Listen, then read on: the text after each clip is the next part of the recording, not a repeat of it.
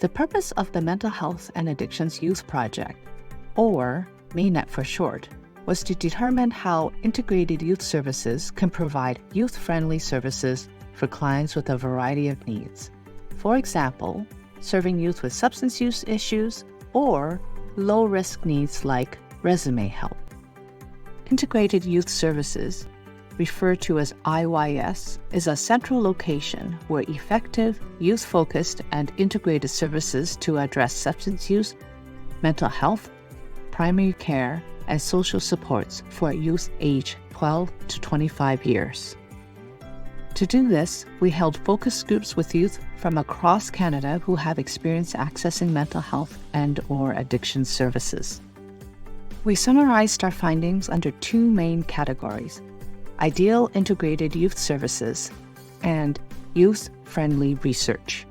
In this video, we will explore the ideal integrated youth services theme in more detail by listening to Jane's story. Meet Jane. She is now 20 years old and was 13 when she and her family moved to British Columbia from Nigeria. When Jane was in high school, she was a good student and an athlete. Now she's in her first year of university in Southern Ontario. However, she has found herself having difficulties adjusting to university life. Trying to balance school, make friends, and pay for her living expenses has left Jane feeling stressed. She made an appointment with the student mental health services offered by her school, but felt uncomfortable when she ran into one of her professors in the waiting room. After she told her counselor this, she was referred to an off-campus counseling service. However, this service is located 40 minutes away by car and Jane doesn't drive. After a long transit ride, Jane made it to her appointment at the counseling service. When she arrived, she learned that instead of being an individual session, she had actually been referred to a group therapy session. Jane decided to try it out. The other youth in the group were not Black and were from wealthy families. They didn't seem to understand the problems she was facing. Jane felt uncomfortable and judged by her peers. The counselor leading the group, Anna, suggested to Jane that this wasn't the right fit and referred her to an IYS closer to campus. Afraid that she would see people she went to school with, Jane decided to access virtual counseling from this IYS. The IYS counselor, Teresa, was also Black. Jane felt she could relate to Teresa. Teresa suggested that she participate in some of the IYS's youth leadership development workshops to meet other youth and to build up Jane's resume. At these workshops, Jane connected with new friends. Some of these youth told her they were attending the IYS's group therapy sessions to help with their substance use issues. However, Jane still didn't feel comfortable joining group therapy sessions, as she didn't feel she had substance use issues, and she worried the other youth wouldn't understand her challenges as a new immigrant to Canada. She continued her virtual one-on-one sessions with Teresa. With time, Jane felt comfortable to attend these sessions in person, as the IYS felt like a confidential, welcoming, and a non-judgmental space. Now that she was starting to feel better, Jane wanted to find a job.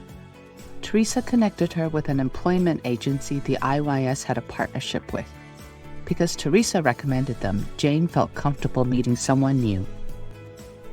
Although it took her a while to find the right service, in the end, Jane found a safe, welcoming service. She made friends with youth who were very different from her, but was able to choose which therapy sessions to attend. Jane felt like she was in control of how and where she accessed services. Jane's story showed the elements of a youth-friendly mental health and addiction service. This chart shows a summary of the findings from our study. Youth-friendly services. Give youth a sense of control. Anonymity.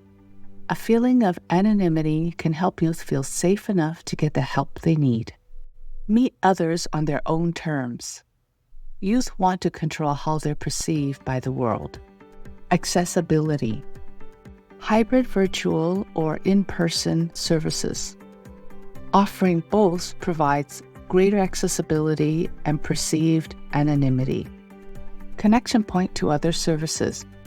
IYS should offer youth connection to other healthcare, employment, and social services. Diversity and homogeneity. Diverse service providers with lived experience.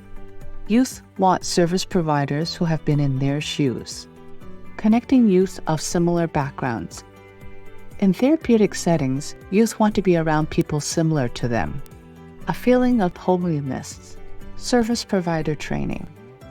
Stigma from service providers is a major barrier. Staff should be non-judgmental and welcoming. Building a tribe. Youth want a place to build community with other youth. Non-clinical activities such as sports and skill-building workshops should be offered. Some problems are the types you can't share. I prefer going to a service where I'm not known, so when I let out my problems, I could just disappear like I never existed. Let's say it's like a bank, where different people come in with different complaints, where all services are available, so anyone who needs a particular service goes to the necessary department and then gets the solution to their problem.